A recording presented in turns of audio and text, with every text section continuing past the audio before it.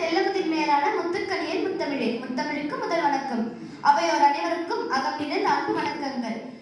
தமிழ்நாட்டின் ஏழை எளிய மக்களின் வாழ்வில் கல்வி ஒழியேற்றி தமிழகத்தை அறிவு பாதையில் உயர்த்திய கல்வி வள்ளல் கர்மவீரர் பெருந்தலைவர் காமராஜர் அவர்களின் பொற்பாதங்களை வணங்கி என் உரையை தொடங்குகிறேன். விடுதலை பெற்ற இந்தியாவில் கல்வி என்பது ஒரு சிறிது வசமாக மட்டும் இருந்த காலத்தில் அதனை அடித்தட்டு மக்களுக்கும் கொண்டு சேர்த்த மாபெரும் புரட்சியாளர் காமராஜர். தமிழக முதலமைச்சராக அவர் பொறுப்பேற்ற 9 ஆண்டுகள் தமிழ்நாட்டின் கல்வி வரலாற்றில் பொற்காலமாகவே திகழ்ந்தது.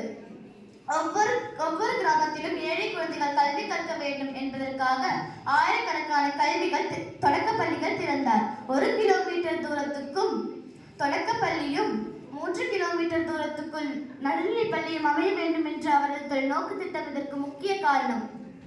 குழந்தைகளை பள்ளிக்கு வரவைப்பதற்காக இலவச கல்வி முறையை அறிமுகப்படுத்தினார். மேலும் ஏழை மாணவர்களின் கல்விக்கு வறுமை தடையாக இருக்கக்கூடாது என்பதற்காக சீருடைகள், புத்தகங்கள் மற்றும் எழுதும் பொருட்களை இலவசமாக வழங்கினார்.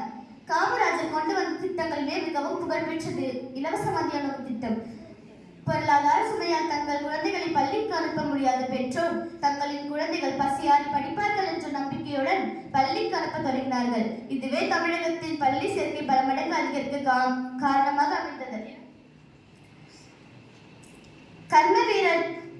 கர்மவீரர் ஆற்றிய மகத்தான சேவையை போற்றும் வகையில் அவர் பிறந்த நாளான ஜூலை 15ஆம் நாள் தமிழகத்தின் கல்வி வளர்ச்சி நாளாக கொண்டாடப்பட்டு வருகிறது.